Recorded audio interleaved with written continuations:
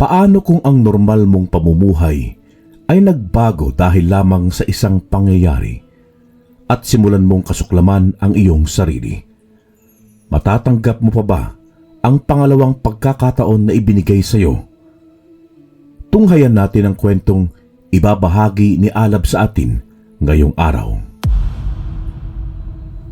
Magandang umaga sa lahat, lalong-lalo na sa iyo, Karine at Sir Froy. Nagpapasalamat ako dahil inyong pinaunlakan na basahin ang aking kwento ngayong araw. Ang kwentong aking ibabahagi sa inyo ay nangyari noong taong 1966 sa isang bayan ng Bicol. Ako nga pala si Alab Cruz, hindi ko tunay na pangalan.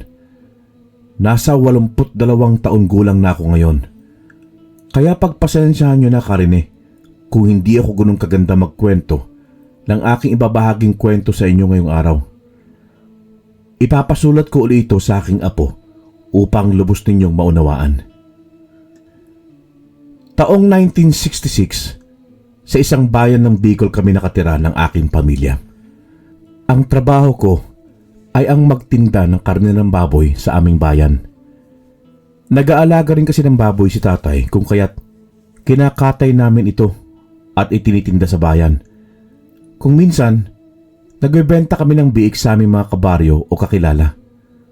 Kung wala namang kaming karne, ay umaangkat kami sa mga slaughterhouse para itinda. Malaki naman ang kita namin ni tatay sa pagtitinda, kung kaya't kahit papaano ay nakakaluwag-luwag kami sa buhay. Sa mga panahong ito ay wala na ang aking ina at kami na lamang ni tatay ang magkasama at ang aking kapatid na si Jo Marie. Normal lamang ang pamumuhay namin noon sa aming baryo. Masaya, walang halos gulo. Pero nagbago ang lahat nang dumating ang mga dayo mula sa ibang lugar. Maraming nagsasabi na mga aswang sila, ngunit hindi namin yon napatunayan. Hanggang sa kinalamutan na rin ng mga kabaryo ang tungkol sa paratang na yon. Ngunit doon na rin nagsimula ang kagimbal-gimbal na pangyayari sa aming baryo. Isang araw, isang balita ang nagbigay ng kilabot sa aming baryo nang matagpuan ng kabaryo namin na si Mang Pedong ang bangkay ng kanyang anak na ilang araw nang nawawala. Sa palayan na lang natagpuan ng kanyang anak. Akala nga nila ay ginahasa ito, subalit nawawala ang mga lamaang loob nito at maging puso.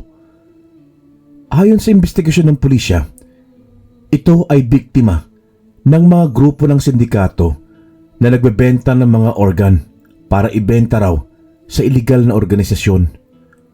Subalit, hindi naniniwala roon ang mga tao. Ang paniniwala nila ay gawa yon ng mga aswang.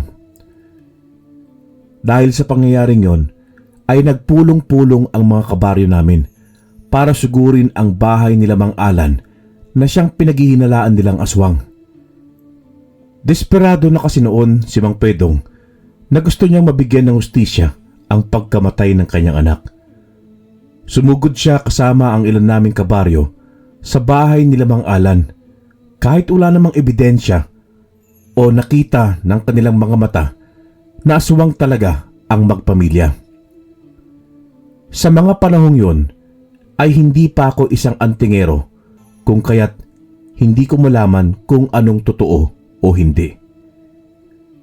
Pinaalis nila si Mang Alan sa aming baryo. Sinunog ang kanilang tahanan at nasawi ang isa sa kanilang anak. Labis ang paghihinagpis noon ni Mang Alan at ng kanyang asawa. Ilang beses niyang sinisigaw na hindi sila aswang at wala silang kinalaman sa pagkamatay ng anak ni Mang Pedong. Subalit, hindi na nakinig sa kanila ang mga tao. Sa sandaling yon, ay sinubukan kong tulungan sila Mang Alan, ngunit pinigilan ako ni Tatay Talong. Alab, huwag ka nang makisali pa sa kanila. Alam mo naman ang mga tao rito sa ating baryo. Bahala na si Kapitan ang magbigay ng hatol sa pangyayari. Kung inosente nga sila Alan, mapapasa kanila ang hustisya. Pero kung tama si Pedong, tama lang ang ginawa niya. Ay, hindi ko lang maiwasan na maawa kina Mang Alan, tay. Rinig na rinig ang palaho nila mag-asawa rito. Hindi naman yata tama na namatay ang anak niya. Ganun talaga ang tadhana, anak. Hindi natin malalaman kung anong susunod na mangyayari. Tumango na lamang ako noon kay tatay at napaisip ng malalim. Napatingin ako sa gawing bahagi kung saan naroon ang bahay nila Mang Alan na nilalamon na ng apoy. Gusto kong tumulong pero ayaw ni tatay ng gulo. Kaya kahit labag sa kalooban ko, ay pinanood ko na lamang ang mga tanod at maging ang kapitan namin na sunugin ang bahay ni Mang Alan. Subalit sila Mang Pedong at mga kabaryo na kasama niya ay nanatili lamang nakatayo.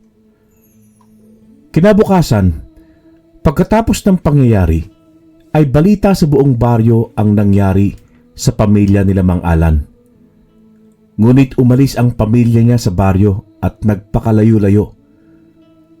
Makaraan ng ilang araw ay umugong ang balita na nagkasakit si Mang Pedong. Tinubuan ito ng malalaking bukol sa katawan.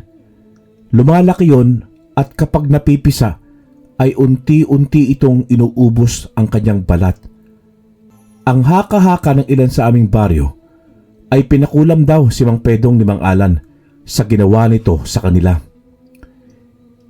Hindi na gumaling si Mang Pedong sa kulam na yon sa kanya ni Mang Alan. Lalo pat, wala pa halos magaling na albularyo sa aming nayon. Makalipas nga ang ilang araw, namatay si Mang Pedong na hindi man lang nalaman kung anong klase ng sakit ang dumapo sa kanya. Makalipas noon ang ilang araw, ay labis akong nagtaka nang magsimula akong managinip ng kung ano-anong bagay. At ang labis kong ipinagtataka ay naalala ko ang lahat paggising ko at sa buong araw. Lalo na ang panaginip ko tungkol sa isang lalaking nakatalikod sa akin. Sinasabi nito sa akin na ako raw ang kanyang pinili para bigyan ng isang kakayahan na makatulong sa mga taong nangangailangan. Hindi ko lubos maunawaan ang gusto niyang iparating. Pinilig ko na lang ang aking ulo dahil masyado ko na ring siniseryoso ang panaginip na walang katotohanan. Kasalukuyan ako nag-iisip ng malalim noon habang nag-aayos ng karne sa papag. Nasa palengke na ako ng mga sandaling yon at nagsisimula na akong magtinda ng karne ng baboy. Lumapit sa akin pwesto si Arturo, ang isa kong matalik na kaibigan simula noong bata pa ako. Gaya ko, ay nagtitinda rin siya ng karne, subalit manok naman ang itinitinda niya. Pare, punta ka mamaya sa bahay ah. May konting handaan at inuman si tatay kasi kaarawan niya. Pinapasabi niya sa akin na isama mo na rin si Mang Talom. At si Jomri, yung kapatid mo.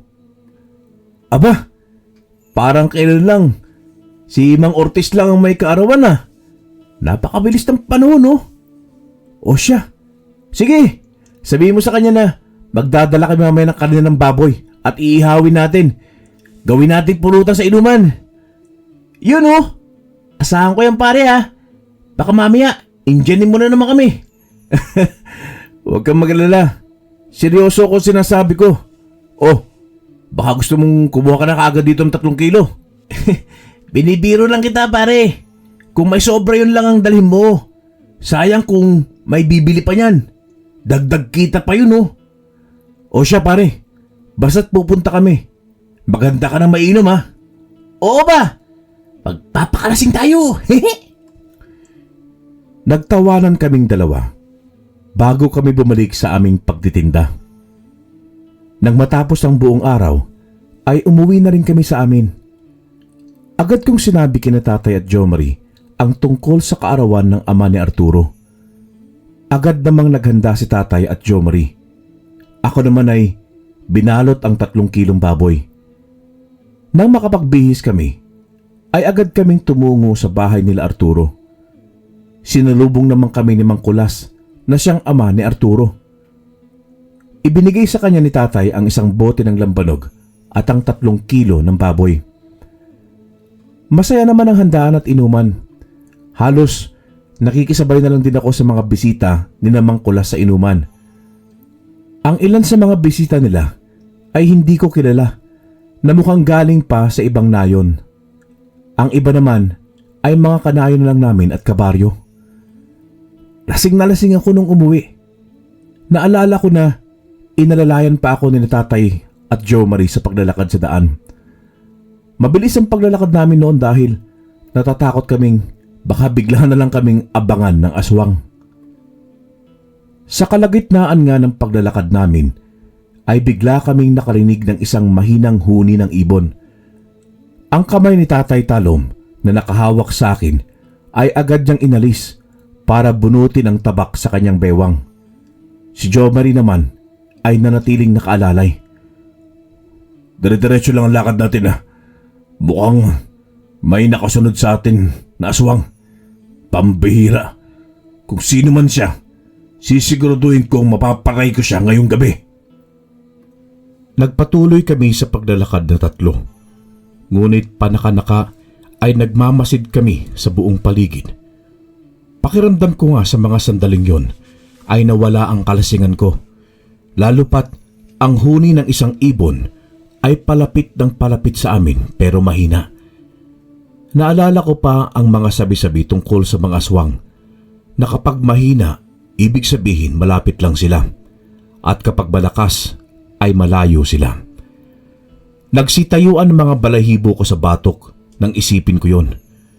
Pero ganoon na lamang din ang sigaw ko nang bigla akong umangat sa ere. Tanging sigaw nila Tatay Talom at Jo Marie ang aking narinig ng mga sandaling yon. Nanlaki ang aking mga mata nang makita kong nasa ere ako at tangay-tangay ng isang aswang na may malalaking pakpak. Ang itsura niya ay parang isang uwak. Napakahaba ng kanyang kuko sa paa na nakahawak sa aking magkabilang balikat. Kapag dalagyan niya lang yon ng kaunting puwersa ay paniguradong babaon yon sa kalamnan ko. Tay! Tulungan niyo ako! Tulong! Sinubukan kong magpumiglas para makawala sa aswang na tangay ako. Ngunit hindi ako makawala. Mahigpit ang pagkakakapit nito sa akin na pakiramdam ko ay bumabaon ang ilang matulis nitong kuko sa aking balat. Pakawalan mo ako! Sino ka bang aswang ka? Bakit mo ako tinangay? Ngunit hindi man lang niya ako pinakinggan. Patuloy pa rin ang pagtangay niya sa akin. Hindi ako tumigil sa pagsigaw para humingi ng tulong kina tatay. Nakita ko sila sa ibaba na humahabol sa akin. Sinubukan kong kumapit sa mga puno na dinaraanan namin hanggang sa makahawak ako sa malaking sanga ng puno ng nara. Nagalit ang aswang pero hindi ako bumitaw sa pagkakakapit ko. Sa isip ko ng mga sandaling yon ay ang makawala mula sa kanya. Napasigaw ako ng malakas nang maramdaman ko ang pagbaon ng kanyang kuko sa aking balikat. Parang humiwalay ang kaluluwa ko mula sa aking katawan sa sakit na dulot nun. Bitawan mo ang anak ko! Akong harapin mo, walang yaka! Nang bumaling ang aswang kay tatay, ay yon ang pagkakataon ko para suntukin siya ng malakas sa muka. Tumabingi ang mukha ng aswang at nagalit siyang lumingon sa akin. Lumipad siya ng mataas at bumulusok pa ibaba. Pasalakay na siya sa akin noon pero agad akong lumipat sa kabilang sanga at lumukso sa ibaba.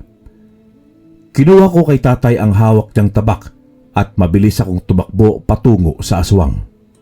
Lumuhod ako sa lupa at sumadsad ang tuhod ko roon habang nakatutok ang tabak paitaas. Tumarak ang dulo ng tabak sa ngalangala ng aswang. Pinagaspas nito ang kanyang 2 pakpak. Mabilis itong lumipad paitaas hanggang sa naglaho na lamang siya sa dilim. Hindi na namin ito hinabol nila tatay dahil alam namin na mamamatay rin ito dahil sa tinamo nitong sugat.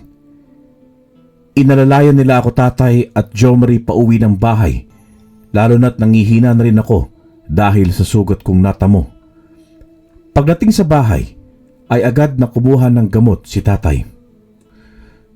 Napakalalim ng sugat mo, anak. Bukas, tutungo tayo sa ospital para magamot yan. Huwag na, tay. Gastos lang yan eh. Gagaling din naman ako.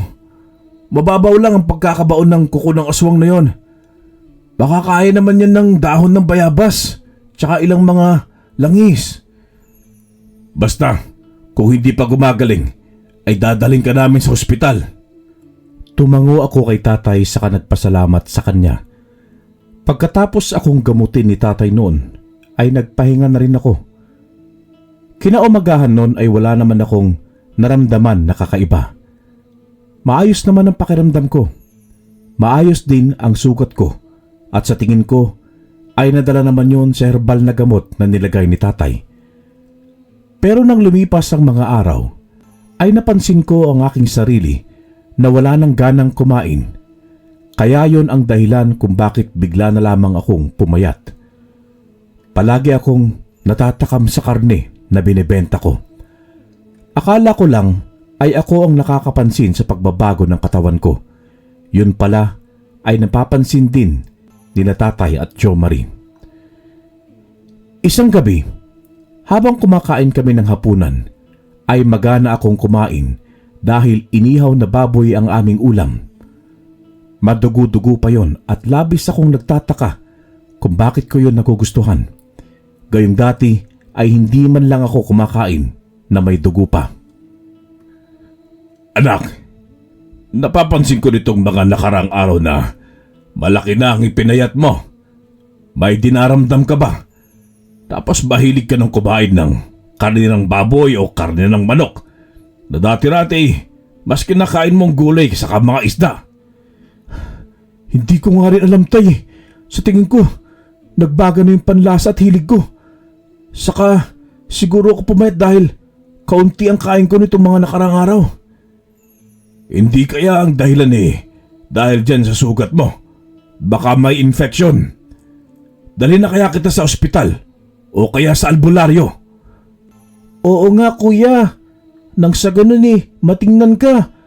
Baka mamaya kung ano nang nangyari sa katawan mo, mabuti na yung maagapan ka agad. Kayo masyado kayong nag-aalala sa akin Wala lang to. Isa pa, wala naman akong kakaibang nararamdaman sa katawan ko Basta anak, kung may nararamdaman ka man, magsabi ka lang sa amin Nagpatuloy kami sa pagkain pagkatapos ng pag-uusap. Pagsapit ng kalaliman ng gabi, ay hindi ako mapakali sa aking kinahigaan, lalo na't bigla akong pinagpawisan ng malagkit. Sumakit ang aking tiyan, para bang may kung anong gumagalaw doon sa loob. Sinubukan kong bumangon ngunit hindi ko magawa dahil sa panghihina ng aking tuhod.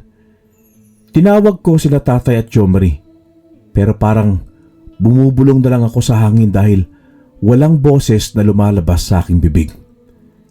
Ilang sandali pa'y naramdaman ko ang pagsakit ng aking buong katawan. Parang binabali ang aking mga buto.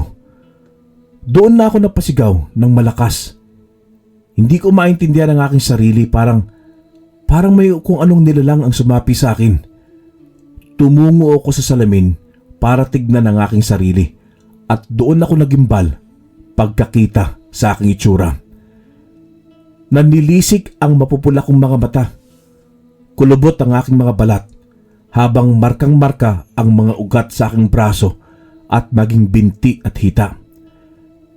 Makintab ang aking buong katawan na animoy naligo ako sa langis. At ang ngipin ko ay napakatulis. Ang dila ko naman ay napakahaba ng iluwa ko yun. Sa kabiglaan ay napalayo ako sa salamin. Napahawak ako sa aking ulo at muling sumigaw nang bumalik na naman ang sakit. Mas lalong tumindi ang sakit sa aking tiyan. Maya-maya pa'y may naamoy akong napakabangong amoy. Sariwang dugo. Sariwang karne. Yun ang laman sa isip ko at sa tuwing iniisip ko yun ay natatakam akong tikman yun. mas lalo akong nagwala at parang nababaliw. Rinig na rinig ko ang ingay sa labas kahit na malayo. Narinig ko ang mga hakbang sa labas ng aking silid patungo sa aking kinaroroonan. Pagbukas ng pinto ay sumalubong sa akin si Tatay at Jo Marie na gulat nang makita ko. May kung anong nilalang na kumukontrol sa akin ng mga sandaling yon. Gustong gusto kong sakmalin sila Tatay at Jo Marie sa kanilang leeg para sila kainin.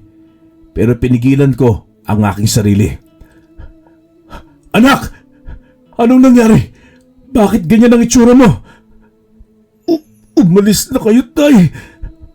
Kaya igapos niyo ako. Bilisan ninyo. Habang kontrolado ko pa ang takbo ng isip ko at ng aking katawan. Aligaga silang dalawa ni Jo Marie na lumabas ng aking silid. Pagbalik nila ay may tali na silang dala. Habang lumalapit sila sa akin ay tumitindi rin ang kasabikan kong amoyin ang mabango nilang dugo. Pero sinubukan kong kontrolin ang kagustuhan na yon. Nang maitali ako nila Tatay at Jo Marie sa aking kama ay tinignan nila ako. Nagwawala ako at sinusubukan kong makawala mula sa pagkakatali.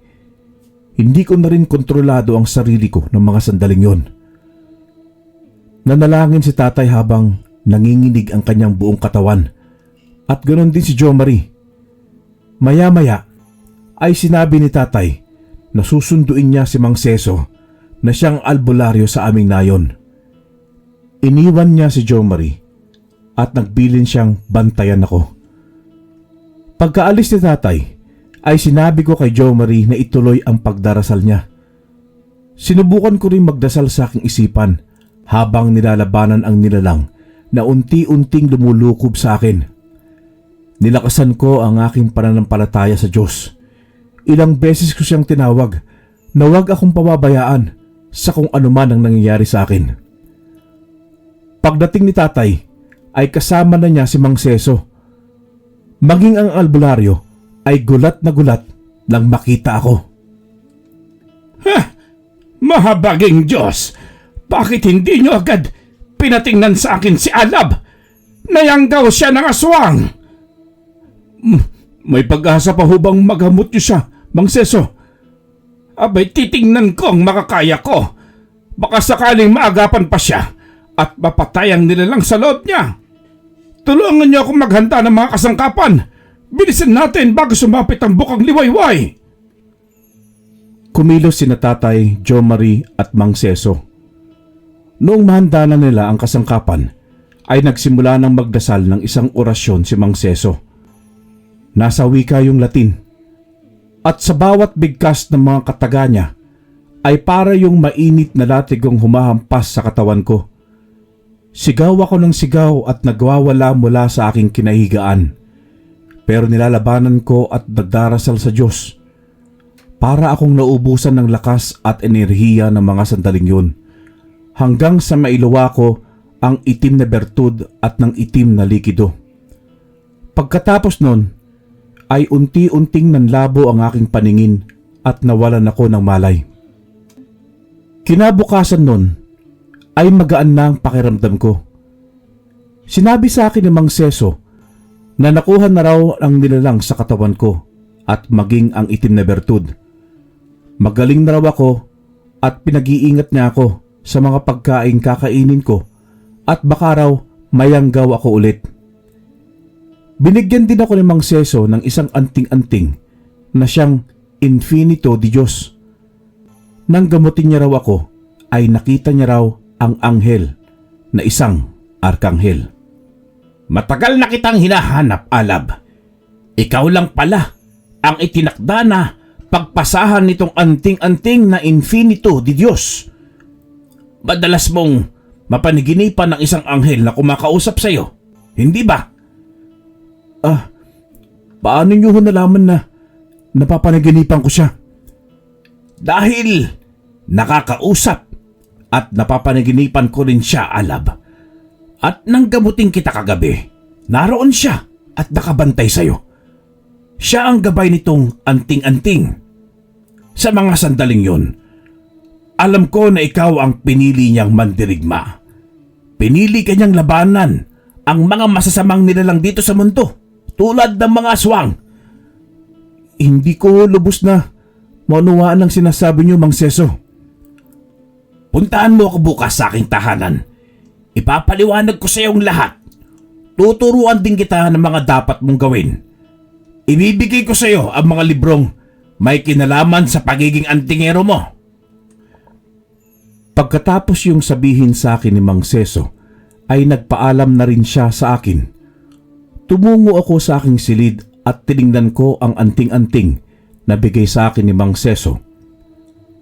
Habang tinitingnan ko yon, ay parang may enerhiyang humahatak sa akin.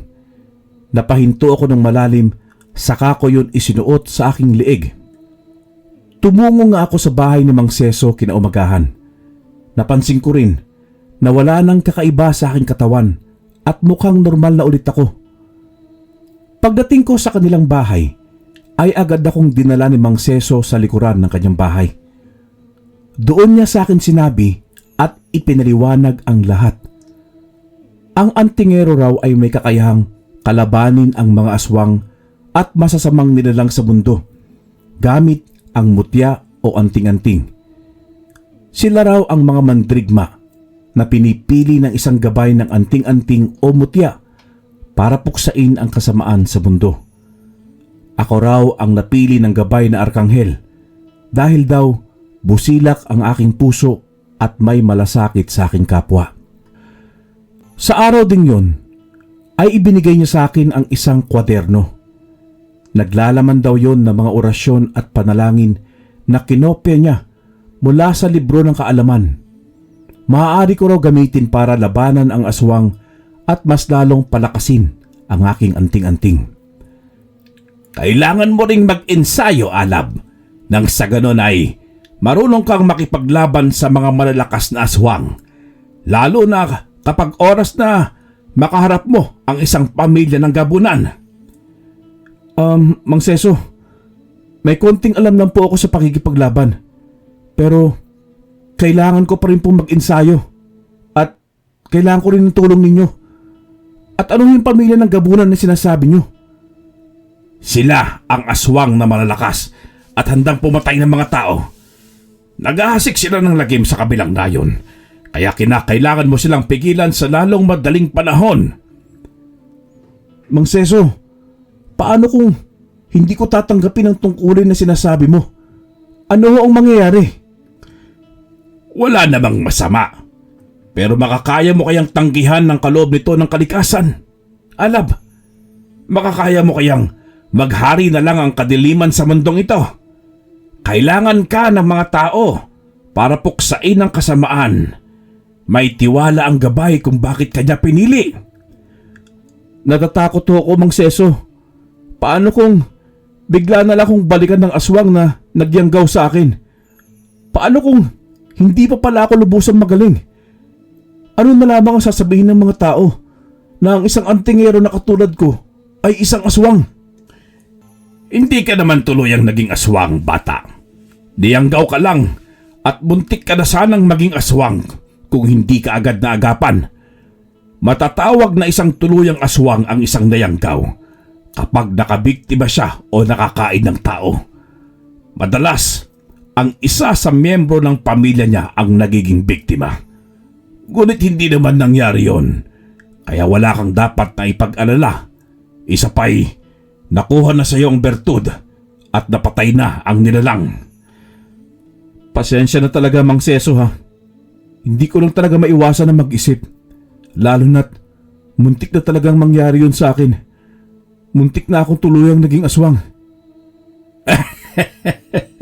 Alam ko, bata. Pero magtiwala ka lang sa Diyos. Bibigyan kita ng ilang araw na mag-isip.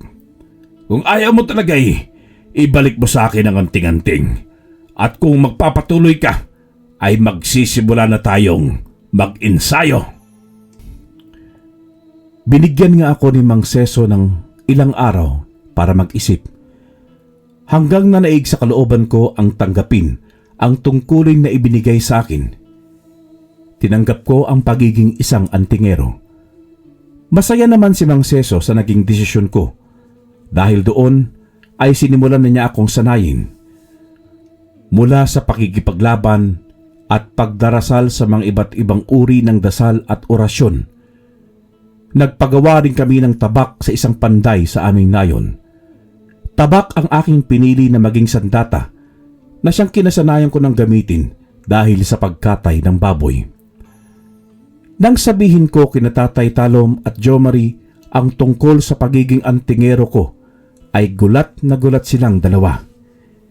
Hindi rin maiwasan ni Tatay sa akin ang mag-alala.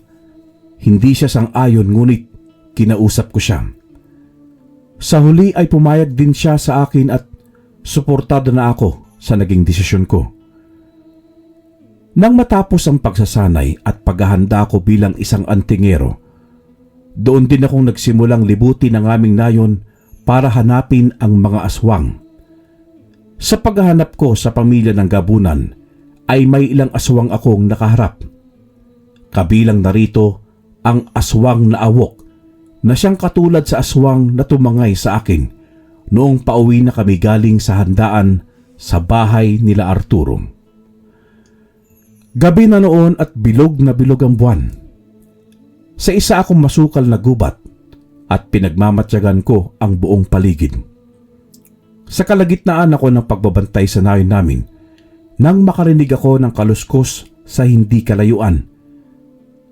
Naramdaman ko na lang ang biglang pag-init ng aking suot na anting-anting. Ilang sandali pa'y naramdaman ko ang pagtaas ng balahibo sa aking batok. Binunot ko agad ang tabak na nakasabit sa aking baywang at hinarap ang aswang na sumalakay sa akin. Isa itong aswang na may anyong uwak. Napakalaki nito at parabang napakabangis. Pinakatitigan ko ito ng mabuti kung ito rin ba ang aswang na tumangay sa akin noon, pero hindi.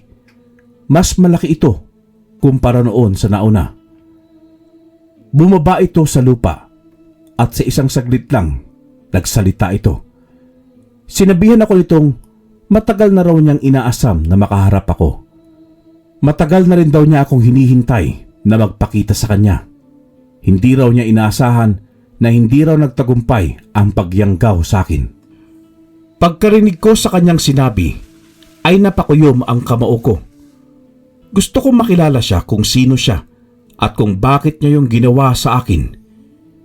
Tinanong ko siya ng ilang beses pero hindi niya ako sinagot.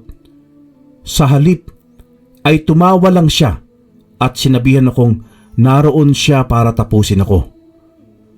Batid na niya na sa mga sandaling yon ay isa na raw akong antingero. Hindi na raw dapat niya akong niyanggaw kung ganun lang din ang mangyayari sa akin. Kung alam lang daw niya na ako ang pinili na bagong antingero, ay dapat noon pa lang daw ay pinatay na niya ako. Ngunit nginitian ko lang ang aswang at sinabihan niya akong nagkamali siya ng desisyon. Sayang daw ang karni ko. Hindi na ako nakipagtalo pa sa kanya noon. Mabilis ko nang nilipad ang kinaroroonan niya at agad kong itinaas ang aking tabak para sana saksakin siya. Ngunit agad siyang lumipad pa itaas, kung kaya't sa lupa ang natusok ng aking hawak na tabak at hindi ang aswang. Tumawa ng malakas ang aswang na parabang tuwang-tuwa na hindi ko siya natamaan. Yan lang ba ang kaya mo? Papatayin na kita sa araw na ito, Alab. Isa kang banta para sa aming mga aswang. Hindi namin hahayaan na mabuhay ka pa. Yan din ang hindi ko hayaan na mangyari. Sisiguraduhin ko na mauubos ko kayong lahat. Walang kasamaan na maghahari sa mundong ito. Lalo na kayong mga aswang. Huwag ka nang maraming sinasabi, Alab. Tapusin na natin ito. Mabilis na bumulusok pa ibaba ang aswang sa aking kinaroroonan. Noon ko lang din nalaman na kilala ako nito. Kaya nasisiguro kong nasa baryo lang namin ang aswang na ito. Umiwas ako sa kanyang mga atake. Dumapa ako sa lupa nang sumugod na naman siya. Kumuha ako ng bato. Saka ko yun sa kanya inhagis nang lumipad na naman siya paitaas. bumulong ako sa hangin gamit ang orasyon na nalalaman ko. Bigla ay bumagsak sa lupa ang aswang at nanginig ito sa kamalakas na sumigaw. Lumapit ako sa kinaroroonan nito at saka ko siya sinaksak sa dibdib gamit ang aking tabak. Nanlilisik ang mga mata nitong nakatingin sa akin, ngunit ilang sandali lang ay humahalakhak siya habang kinakapos ng hininga. Hinintay ko ang aswang nang bawian siya ng buhay. Hinintay ko rin ang pagpapalit niya ng anyong tao, ngunit hindi na yon nangyari pa. Nanatili lamang siya sa anyong uwak nito. Gumawa ako ng apoy at sinunog ang kanyang katawan para hindi na ito mabuhay at makapinsala pa ng mga tao. Nang gabing yon, pagkatapos ng labanan namin ng aswang na ek-ek, ay nagdesisyon ako na umuwi ng bahay. Ngunit pagdating ko sa amin, ay 3 aswang agad ang aking nakita na umaaligid sa bahay. Bigla akong kinabahan para kina Tatay Talom at Jomari. Tinawag ko ng malakas ang 3 aswang na ek-ek. Anyong uwak ang mga ito at mukhang kasamahan ito ng aswang na pinaslang ko. Binalingan ako ng 3 aswang at pinagtulungan nila akong hinarap. Nagpakawala ng matinis na huni ang isa sa kanila na parabang sinasabi nito na nakita na nila ako. Ang 2 naman ay tumawa na parabang nasisiyahan na makita at makaharap ako. Hindi na sila nag-aksaya ng oras at sabay-sabay silang sumugod sa akin. Dumapa ako sa lupa para hindi nila ako matangay o maabot ng kanilang mahabang kuko. Muli silang lumipad na 3 paitaas. Ako naman ay mabilis na tumayo at tumungo sa mga punong kahoy. Umakyat ako sa isang sanga at hinintay muling sumugod ang isa sa kanila. Inabangan ko ang isa at nagkubli ako sa puno ng kahoy. Agad kong tinarak ang tabak sa likod ng aswang nang malapit na siya sa akin. Napasigaw ito ng malakas. Agad ko itong sinakyan sa likuran at mas ibinaon ko pa ang tabak. Agad kong hinugot ang tabak at pinutol ang liig ng aswang. Nang bumulusok ito pa ibaba, ay agad akong lumukso at gumulong sa lupa. Sinugod naman ako ng isa. Pilit ako nitong inaabot at tinutuka, pero nakakaiwas ako sa tulong ng aking anting-anting. Nung susugurin muli ako nito, ay itinaas ko ang aking tabak dahilan para tumusok yon sa dibdib ng aswang. Sa buong lakas ko, ay mabilis kong tinapon ang aswang sa kakahuyan. Ang natitirang isa ay umalis na ito at tumakas. Sinubukan ko pa itong habulin ngunit hindi ko na ito nahabol dahil naglaho na ito sa dilim. Lumapit ako sa isang aswang na nasaksak ko sa dibdib. Nag-aagaw buhay ito. Tinanong ko ito kung may nalalaman ba ito tungkol sa pamilya ng Gabunan at kung saan ko ang mga ito matatagpuan. Ngunit hindi niya ako sinagot. Ang sabi niya lang ay wala siyang nalalaman. Dahil doon ay tinapos ko na ang buhay niya bago pa niya ako maunahan na atakihin. Lumipas ang mga araw at wala pa rin akong balita sa pamilya ng Gabunan. Tinulungan na rin ako ni Mang Seso sa paghahanap, pero maging siya ay hirap din. Masyado raw na magaling magtago ang pamilyang Gabunan na ito, kaya hindi raw namin basta-basta nahahanap. Isang araw habang nasa palengke ako, ay biglang lumapit ang isa sa kanayon namin na si Mang Castor. Yun ang unang beses na lumapit siya sa akin at bumili ng tinda kong karne ng baboy. Napansin ko agad ang pagtitig niya ng malalim sa akin habang nagtingin-tingin sa mga paninda ko sa ibabaw ng papag. Sa mga sandali ring yun, ay ramdam ko ang pag-iinit ng aking anting-anting. Iisa lang ang ibig sabihin doon. Isa siyang aswang. Kumustang paghahanap mo, bata? Paghahanap ho sa ano, Mang Castor? Alam mo na ang tinutukoy ko. Ano ka ba? Siyempre sa paghahanap ng karne ng baboy. Mahirap ba? Ay, nako, hindi naman ho, Mang Kastor. May pinagkukunan naman kasi kami nitong mga karne ng baboy. Saka may alaga rin kaming mga baboy. Kaya minsan, kami na nagkakatay at binibenta ang pwede nang ibenta. Ay, maganda ang negosyo niyong ito, bata. Nasaan pala ang kapatid at ang tatay mo?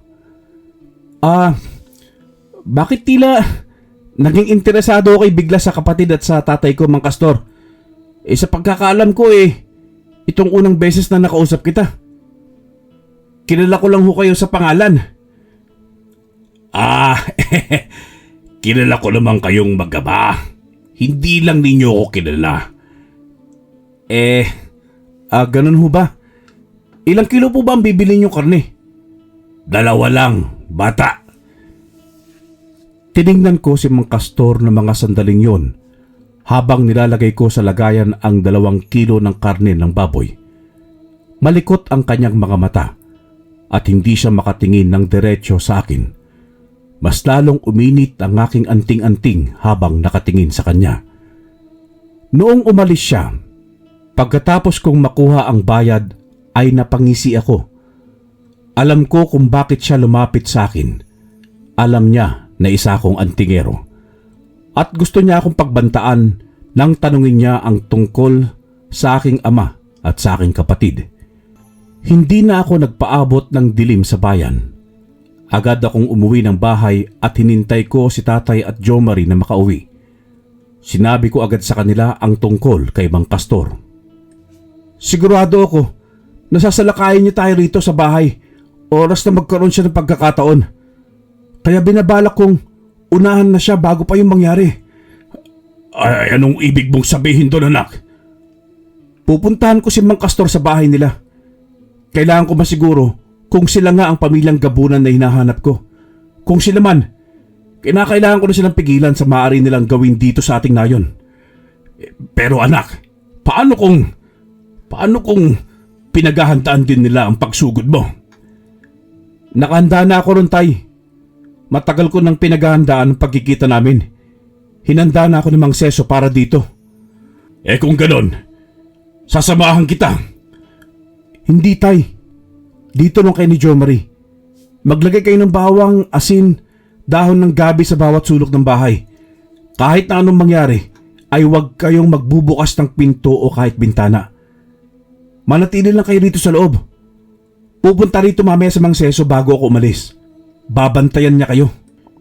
Napipilitan na tumango sa akin si Tatay Talom at ang aking kapatid na si Jo Marie. Nang sumapit ang hapunan ay dumating na nga si Mang Seso. Marami siyang dalang mga patalim at kasangkapan na siyang magiging armas laban sa mga aswang. Binilinan niya rin ako ng mga dapat kong gawin ng mga sandaling yon. Oras nga na si Mang Kastor at ang kanyang pamilya ay ang pamilya ng gabunan. Binilin ko rin sa kanya si Tatay Talom at Jo Marie. Pinangako naman sa akin ni Mang Seso na siya na ang bahala sa tatay at kapatid ko. Nagdasal muna ako ng malakas na orasyon bago ako tuluyang umalis patungo sa kabilang nayon. Kung nasaan si Mang Kastor nakatira at ang kanyang pamilya. Pagdating ko sa kanilang bakuran ay agad akong nagtago sa isang malaking puno malapit sa kanilang bahay. Pinakinggan ko ang buong paligid. Bukod sa huni ng mga insekto sa paligid ay rinig na rinig ko ang munting ungol mula sa loob. Bumaba ako ng puno at sumilip sa munting siwang ng dingding ng kanilang bahay. Umigting ang pangako nang makita na may isang malaking baboy ang nakalatag sa sahig. Buhay pa yon at doon nagmumula ang ungol na naririnig ko kanina pa. Kinakain yun ng buhay nila Mang Kastor at ng kanyang buong pamilya. Napatingin ako sa kalangitan para tignan ang buwan. Mataas na yon at bilog na bilog. Napamura ako ng malutong sa aking isipan nang mapagtanto ko nalalakas sila Mang Kastor gayong napakalaki ng buwan. Makalipas ang ilang sandali, ay nakita ko ang unti-unting pagpapalit nila ng anyo. Kitang-kita ko kung paano nagpalit ng kanyang anyo si Mang Castor. Ang kanyang itim na buhok ay napalitan ng puti. May malaki siyang katawan at mukhang napakalakas niyang tingnan. Bukod doon ay may nanlilisik siyang pulang mga mata. Mahabang dila, matutulis na mga ngipin at mga kuko. Nasabi na sa akin ni Mang Seso na malakas ang isang aswang na gabunan, lalo na kapag bilog na bilog ang buwan. Pero may makakapagtalo rito na orasyon, oras na gamitin ko ang aking anting-anting. Tinignan ko ang pamilya ni Mang Castor at ang mga ito ay naging asong malalaki. Naglalaway ang mga ito na parabang uhaw na uhaw pa rin sa sariwang karne. Nasa bilang na 4 sila at pang-5 si Mang Castor.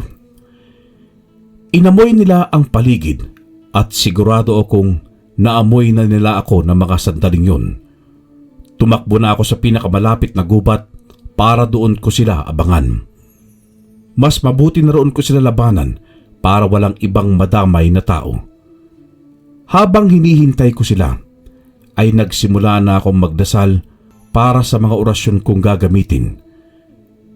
Narinig ko ang kaluskos na nagmumula sa paligid. Base sa mga kaluskos na aking naririnig, ay parang pinapalibutan nila ako. Ilang sandali pa ay sabay-sabay silang lumabas at nagpakita sa akin. Inihanda ko ang aking tabak at tinignan sila ng mariin. Pinatalas ko ang aking pandinig at ang aking paningin. Tama nga ako. Isa ka ngang antingero at hinahanap mo kami para tapusin. Pero yan ang pagkakamali mo, bata. Sumugod ka rito ng basta-basta. Wala ka bang kasama? Sa tingin mo ba'y makakaya mo kami ng pamilya kong mag-isa? Alam ko na kayo ang aswang na hinahanap ko nang lapitan mo ko kanina. Narito lang ako para kumpirmahin kung totoo nga ang kutob ko, Mang Castor. Pero hindi na kailangan dahil kaharap ko na kayo ngayon. Isa pa'y matagal ko nang pinaghandaan na harapin kayo. Ang lakas naman ng kumpiyansa mo, Alab. Hindi mo alam kung anong kaya namin gawin. Hindi lang kami simpleng pamilya ng aswang. Hindi mo kami basta-bastang matatalo. Wala akong pakialam sa kung ano man ang kaya ninyong gawin. Ang mahalaga lang sa akin ay ang tapusin kayo nang hindi na kayo maghasik ng lagim sa nayo na ito. Ha! Kung sa ganon, simulan na natin ang laban, Alab. Tingnan natin kung hanggang saan ang kakayahan mo bilang isang antingero. Humigpit ang pagkakahawak ko sa aking tabak nang magsimulang sumugod si Mang Castor. Hindi lang siya, kundi silang buong pamilya. Agad akong umiwas sa kanilang mga atake. Sabay-sabay silang tumungo sa akin at nagpakawala ng suntok at sipa. Mabilis ko itong naiwasan ngunit hindi man lang ako nakakapuntos na salakayin din sila. Gumulong ako sa lupa nang iwasan ko ang atake ni Mang Castor. Hindi pa ako nakakatayo ay sumugod na ang malaking 2 asong aswang patungo sa akin. Pinalipad ko ang aking tabak pagkatapos ko yung dasalan ng orasyon. Natamaan ang paa ng isang asong aswang, dahilan para matumba ito at umalulong. Napatigil si Mang Castor at 3 asong aswang. Tumungo sila sa nasugatan na aswang at agad nila itong dinaluhan. Galit na bumaling sa akin ang 3 aso. Tumayo ako at agad na dumakot ng asin sa aking bulsa. Mabilis silang sumugod patungo sa akin habang umaalulong. Sa bilis nila ay hindi mo sila mahabol ng aking paningin. Doon ako nagsimulang mag-orasyon at bumulong sa hangin. Napatigil silang 3 sa ere at sunod-sunod na bumagsak sa lupa habang nangingisay. Nagpakawala ng alulong ang mga ito na parabang umiiyak. Napangisi ako nang maging epektibo ang bulong sa hangin na orasyon na aking ginawa. May kakayahan yung pasakitin ng tiyan ng aking mga kalaban. Magtatagal lamang yon ng 2 oras para tapusin ko silang lahat habang iniinda ang sakit. Muli kong pinulot ang tabak na tinapon ko kanina, subalit agad akong sinipa ni Mang Kastor sa aking mukha. Tumilapon ako sa kakahuyan at napaungol ng tumama ang aking likod sa isang puno. Pero dahil sa tulong ng anting-anting ay dagli rin yung nawala. Tumayo ako at hinarap si Mang Kastor. Nanlilisik ang mga mata nitong mapupulan. Walang yaka, Alab. Hindi kita mapapatawad sa ginawa mong ito. Magbabayad ka. Hindi ako makapapayag na patayin mo lang ang buong pamilya ko. Pasensya ka naman, Kastor. Ngunit ginagawa ko lang ang tungkulin ko.